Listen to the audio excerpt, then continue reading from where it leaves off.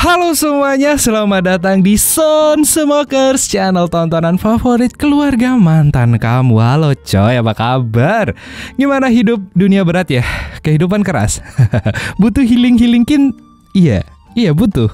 Oke deh, gue gak bisa kasih kalian healing-healing, tapi buat sekarang rehat aja dulu sambil gue temenin dengan sebuah film yang unik, bergenre thriller psikologi fiksi ilmiah. Aduh, beribet banget kan genrenya. Judulnya adalah 10 Cloverfield Lane. Dan film ini film dengan cerita unik dan plot twist yang membagongkan ini menceritakan tentang mbak-mbak cantik, singset dan eksotis yang tiba-tiba terbangun di dalam sebuah bunker bersama dua pria asing yang gak dikenal, dimana si mbak ini harus dihadapkan dengan kondisi yang sulit dan terpaksa harus menuruti keinginan dua pria asing tersebut. Walalala.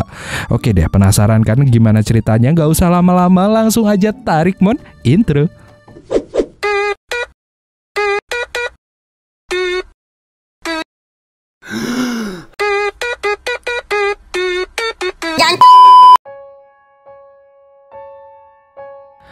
Di kota New Orleans, seorang perancang busana bernama Michelle lagi panik mengemasi kopernya. Dia pun menuju keluar dan meninggalkan kunci dan cincin berliannya di rumah. Michelle sedang berkendara menuju keluar kota dengan terlihat seperti sedang banyak sekali pikiran di otaknya. Saat mengisi mobilnya di pompa bensin malam itu, Michelle melihat sebuah truk mencurigakan yang parkir di belakang mobilnya. Namun dia mengabaikannya dan melanjutkan perjalanannya. Kembali di jalan, dia pun menerima telepon dari Ben, seorang mantan tunangannya. Ben pun memohon padanya untuk kembali, tetapi Michelle menolak untuk berbicara. Ternyata sebelumnya pasangan itu sempat bertengkar hebat sehingga Michelle pergi secara tiba-tiba. Dan karena bosan dengan rayuan merajuk penuh tipu hasrat miliknya Ben, Michelle pun akhirnya mematikan telepon dan memilih buat dengerin radio aja. Berita di radio itu ngelaporin lanjakan listrik yang menyebabkan pemadaman listrik yang meluas di dalam kota.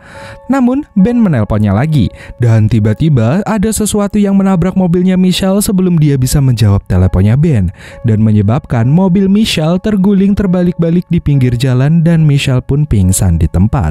Scene berpindah saat Michelle terbangun di sebuah ruangan beton. Dia melihat kakinya terluka dan dirantai ke dinding dan bingung dengan apa yang terjadi. Michelle mencoba melepaskan rantai kakunya itu tapi tidak bisa. Michelle pun menangis, bingung dan ketakutan karena berpikir dia telah diculik. Namun Michelle belum menyerah. Dia meraih tiang infus dan menggunakannya untuk mengambil ponsel dari sudut seberang ruangan. Dia berhasil menggapainya tapi sayang HP-nya nggak ada sinyal. Dan tiba-tiba sebuah footstep terdengar dari sisi lain dinding. Michelle menutupi dirinya dengan selimut dan menunggu penculiknya datang. Dan seorang pria besar pun masuk, membawa sepiring makanan dan pistol yang diikat di pinggangnya tapi bukan untuk lauk. Michelle memohon untuk jangan diapa-apain dulu dirinya, tetapi pria itu nggak mempedulikannya. Sebagai gantinya, si pria pun memperbaiki tiang infusnya. Pria itu bernama Howard, dan dia mengklaim bahwa Howard hanya bermaksud untuk membuatnya tetap hidup.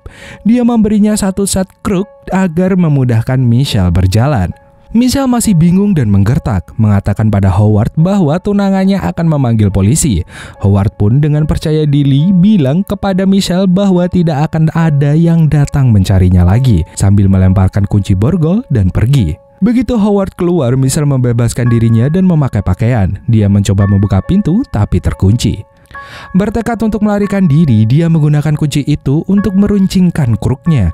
Dan dia membuka ventilasi di kamarnya lalu membakar kemejanya, sehingga menghasilkan asap yang cukup untuk memicu alarm kebakaran dan memaksa Howard untuk kembali datang. Saat siap bertarung, dia menunggu di dekat pintu untuk menyergap Howard. Tapi sayangnya Howard bisa menangkisnya dan menyuntikkan obat penenang di lengannya. Michelle pun kembali bangun di kamar yang sama, bersama makanan yang dari tadi menunggu untuk dimakan.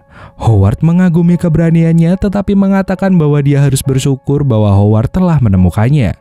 Michelle pun memohon untuk kebebasannya lagi, tetapi Howard mengatakan kepadanya bahwa nggak ada tempat lain untuk pergi. Howard pun menceritakan bahwa dia telah menyelamatkannya dari kecelakaan mobil, dan dia menjelaskan bahwa serangan nuklir telah terjadi di luar sana dan mereka aman di dalam bunkernya. Berharap mendapatkan simpatinya, Michelle pun berterima kasih pada Howard tetapi menyarankan bahwa dia membutuhkan rumah sakit. Hal ini membuat Howard frustasi, mengklaim bahwa udara di luar udah terkontaminasi dan mungkin perlu beberapa tahun sebelum aman untuk keluar. Michelle ingin menelpon keluarganya, tetapi Howard yakin semua orang di luar sana sudah mati. Dan tiba-tiba sebuah suara dari luar memberitahu Michelle bahwa ada orang lain dengan mereka di bunker ini. Dan Howard menguncinya di kamar lagi sebelum dia berurusan dengan orang yang lain tersebut. Beberapa jam kemudian Michelle terbangun lagi dan melihat pintu akhirnya terbuka. Dia berjalan keluar dan melihat lorong yang penuh dengan persediaan makanan.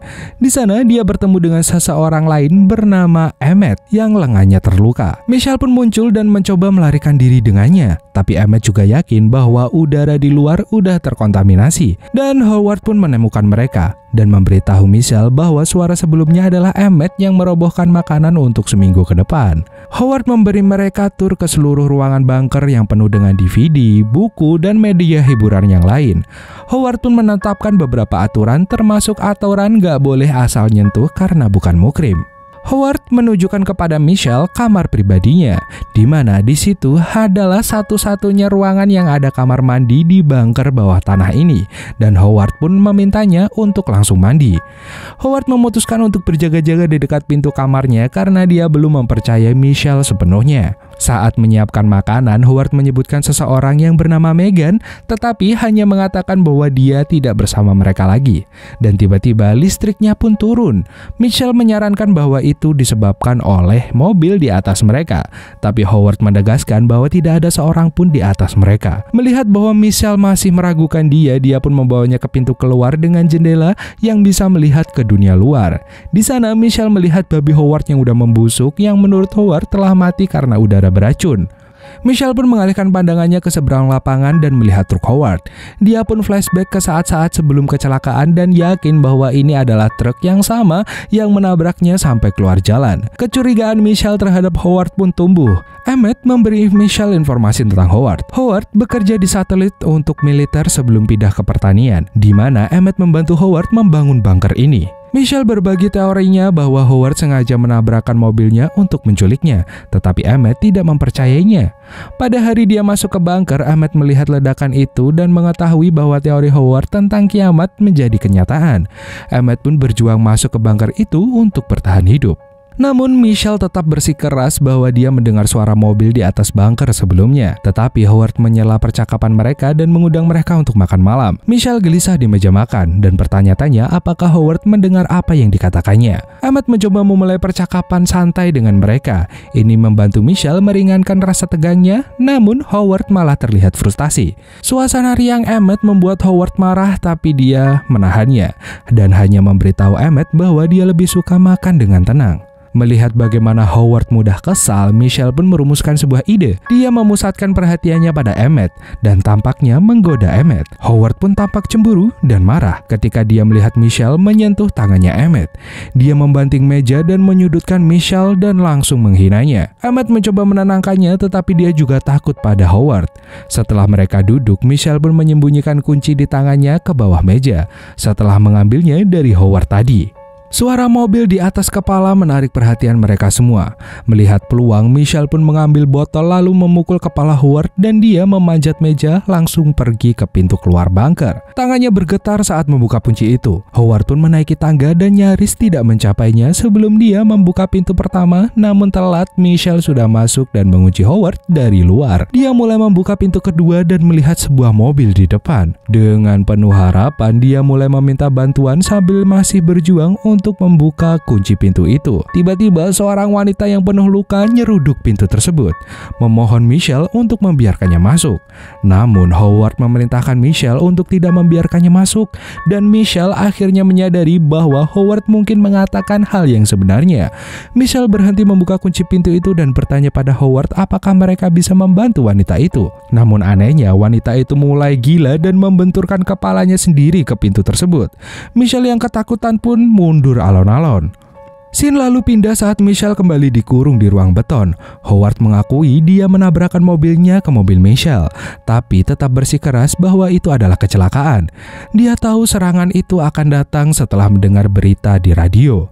Dia mengemudi dengan panik untuk kembali ke bunkernya, dan itulah yang menyebabkan dia menabrakkan mobil ke Michelle. Dia menawarkan satu set pakaian lama Megan untuk dipakai Michelle. Setelah mandi, Howard mengatakan kepadanya bahwa wanita di luar adalah tetangganya yang bernama Leslie, yang mengetahui bahwa Howard memiliki bunker. Dia kemudian menyuruh Michelle untuk menjahit luka yang dia sebabkan di wajahnya. Dan setelah memberikan Michelle barang-barang dari mobilnya, Howard akhirnya membuka tentang putrinya yang bernama Megan, yang dibawa ibunya ke Chicago. Kemudian, Emmett memberitahu Michelle bagaimana dia berkompetisi dalam kompetisi lintasan, yang membuatnya diterima di Universitas Teknologi Louisiana.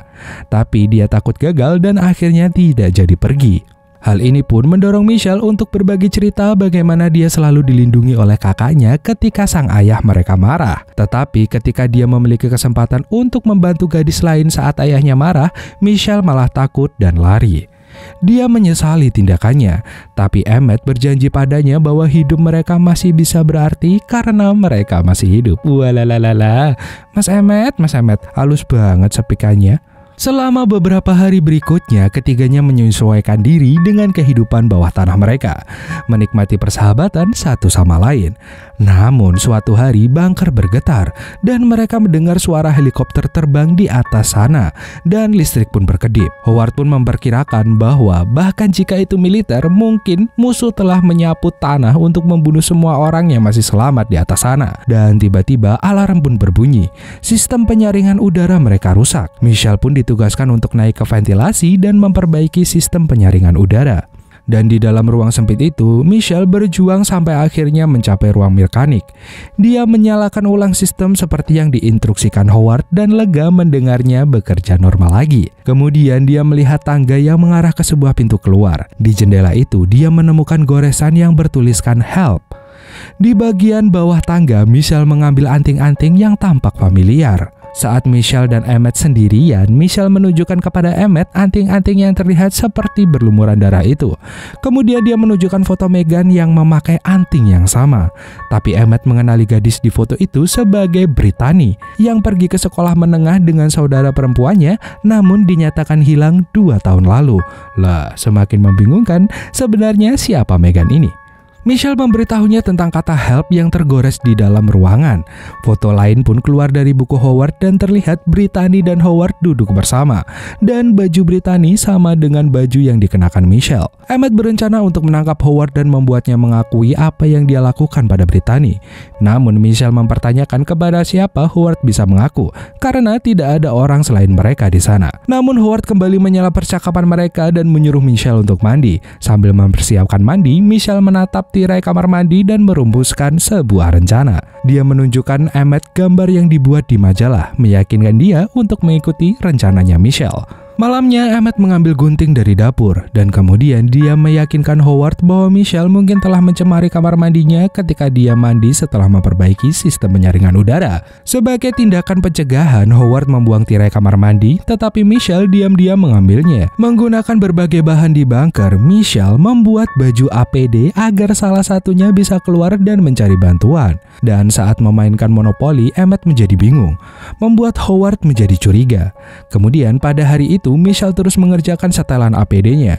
Dan ketika Howard tiba, Michelle nyaris nggak punya waktu untuk menyembunyikan semuanya. Lalu Michelle, Howard, dan Emmett memindahkan satu tong dari dapur ke kamar Howard. Howard menjelaskan bahwa cairan asam di dalamnya dapat melarutkan sebagian besar materi biologis termasuk manusia. Howard mulai menginterogasi mereka tentang mau buat apa peralatan-peralatan ini dan mengancam akan melarutkan siapapun ke dalam asam jika melakukan hal yang membuatnya gak suka. Berharap untuk menenangkannya, Emmett pun berbohong bahwa dia mengambil alat itu untuk membuat senjata dan Michelle pun tidak ada hubungannya dengan hal tersebut. Dia memberitahu Howard bahwa dia ingin Michelle menghormatinya seperti dia menghormati Howard. Dia pun meminta maaf dan Howard menerimanya. Namun tiba-tiba Howard menembak Emmett. Michelle pun langsung menjadi ketakutan dan Howard pun memeluknya, lalu mengatakan kepadanya bahwa Emmett akan menyakitinya. Dia memintanya untuk pergi ke kamarnya sementara dia membuang tubuh Emmett. Di kamar sendirian, Michelle berduka untuk Emmett dan melihat ID dari dompetnya. Howard pun masuk dan dia melihat bahwa dia telah membersihkan diri dan bercukur. Dia meninggalkan semangkuk es krim di sana. Michelle pun menemukan tiket bus yang seharusnya digunakan Emmett untuk pergi ke universitas. Dan tidak ingin Emmett mati sia-sia, Michelle pun memutuskan untuk menjalankan rencananya sendiri. Dia terus membuat setelan APD-nya sebelum Howard memanggilnya untuk makan malam. Dia pun menyembunyikan masker gas darurat di ventilasi sebelum Howard masuk, tapi skrup di ventilasi jatuh. Saat Howard memeriksanya, dia bertanya mengapa ventilasi ini longgar. Kemudian dia melihat bagian dari setelan APD itu di bawah kasur Michelle. Di lahap emosi, Howard menyeret Michelle dari kasur dan melihat ada setelan APD di bawah kasur. Michelle pun segera mengunci pintu dengan Howard yang masih di dalam. Dia mencari kamar Howard dan mengambil pendingin kimia. Howard pun menghentikannya, tapi dia menendang tong berisikan cairan asam tadi ke arah Howard, sehingga Howard pun jatuh dan meleleh kesakitan terkena cairan asam tersebut. Aduh. Michelle memanjat di atasnya dan melarikan diri. Cairan asam itu menyebabkan kebakaran di ruang tamu dan menyalakan alarm. Michelle mengumpulkan jas dan topeng APD-nya dari kamarnya. Howard pun dengan sempoyongan datang dengan tubuhnya yang udah setengah meleleh. Dan Michelle pun langsung merubuhkan rak dan menghentikan Howard, lalu memanjatnya untuk melarikan diri. Namun api menghalangi jalannya keluar ke pintu bunker. Michelle pun naik ke ventilasi, berharap untuk melarikan diri melalui pintu yang ada di ruangan mekanik. Howard pun mendengarnya merangkak di dalam ventilasi dan mulai menusukkan pisau ke dalamnya. Dia pun berhasil meraih pergelangan kaki Michelle, tapi Michelle menendangkan kakinya sampai Howard melepaskannya. Di ruang mekanik, Michelle buru-buru memakai jas APD-nya dan menggunakan lakban untuk menutupi setiap jahitan yang bocor. Dia pun naik ke pintu dan langsung membakukan gembok dengan cairan pendingin kimia tadi. Setelah beberapa kali mencoba, Michelle dapat merusak gembok itu dan membuka pintunya. Akhirnya dia sampai di atas tanah. Michelle pun bernapas berat, mencari-cari tanda-tanda kehidupan. Dia melihat truk tua Howard dan masuk ke dalamnya, tapi nggak sengaja malah ngerobek jasnya. Khawatir terkontaminasi, dia menyegelnya dengan lakban. Setelah diperbaiki, Michelle mendengar sekawanan burung terbang di atas kepalanya. Dia pun memperhatikan mereka dan menyadari bahwa burung-burung itu seharusnya mati jika udara udah terkontaminasi. Dan dengan ragu-ragu cemas, dia melepas topengnya. Dan benar saja tidak ada yang terjadi. Ternyata udaranya nggak beracun. Dengan perasaan lega, Michelle pun tersenyum kecut. Tiba-tiba suara gemuruh dari jauh menarik perhatiannya. Dia naik di atas truk dan melihat sebuah pesawat terbang. Dan tiba-tiba ada sesuatu bergerak dari dalam gudang. Berpikir bahwa itu Howard, Michelle bersembunyi di balik truk. Namun sebaliknya, bunker itu malah meledak. Dan Michelle pun melihat pesawat tadi berbelok ke arahnya karena ledakannya terjadi. Saat semakin dekat, dia sadar bahwa ternyata pesawat itu adalah pesawat alien. Michelle kembali ke truk dan mencari kuncinya. Dan ketika dia tidak dapat menemukannya, dia pergi ke mobil Leslie tetapi malah memicu alarm mobilnya berbunyi. Michelle pun bergegas lari ke gudang untuk bersembunyi dan melihat tubuh Leslie sudah COD dengan malaikat di dalamnya. Dia memeriksa apa yang ada di luar dan melihat seekor makhluk muncul dari balik mobil. Michelle pun langsung mencari kunci di tubuh Leslie, tetapi makhluk itu mengintip ke dalam gudang. Michelle pun akhirnya mengambil kunci dan mematikan alarm dan mengalihkan perhatian alien kembali ke sana. Michelle merangkak keluar dari gudang dan berlari ke rumah terdekat. Makhluk itu pun mendengarnya dan langsung mengejar. Namun Michelle dan alien itu berhenti ketika ada suara gemuruh datang dari belakang rumah. Di belakang rumah ternyata pesawat alien raksasa muncul.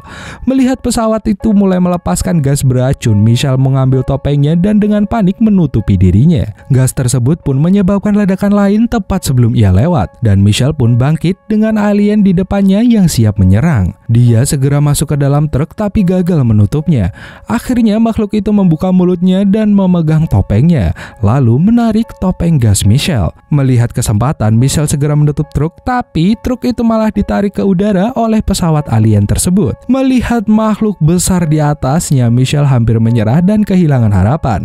Namun tiba-tiba dia melihat di sampingnya ada korek api, dan itu memberinya sebuah ide. Dia mengambil minuman keras yang berguling-guling di bawah dan membuat sebuah bom molotov. Saat makhluk itu membuka mulutnya, Michelle melemparkan bom molotov itu ke dalam mulut si alien. Dan alien tersebut pun langsung meledak dan menjatuhkan truk Michelle. Dan akhirnya si pesawat alien itu jatuh dan terbakar di lapangan. Michelle segera bangun dan turun dari truk tersebut. Dia mengambil waktu untuk mengatur napas dan memahami apa yang sudah terjadi. Dia melihat mobil Leslie nggak rusak dan langsung masuk ke dalam. Bersyukur mobilnya masih bisa berfungsi. Tanpa basa-basi, Michelle pergi dari neraka itu dan menabrak kotak surat yang bertuliskan alamat 10 Cloverfield. Di dalam mobil, radionya pun berbunyi dan menyiarkan suara seseorang yang mengarahkan para manusia yang selamat untuk pergi ke Baton Rouge. Dan siaran lain terdengar seseorang yang meminta bantuan dari orang-orang yang masih selamat dengan pengalaman medis dan pertempuran, meminta mereka untuk membantu para survivor di Houston. Akhirnya, Michelle sampai di persimpangan antara Baton Rouge dan Houston. Dia memikirkan jalan mana yang akan Michelle ambil. Akhirnya, Michelle memilih menuju ke Houston untuk membantu para survivor bertarung. Dan filmnya pun tamat. Ending yang menggantungkan. Oke, baik. Oke, sepanjang film kita dibawa seakan-akan Mbak Michelle ini sedang diculik oleh orang-orang freak atau psikopat gitu. Vibes-nya terasa banget seperti psikopat yang lagi nyulik korbannya.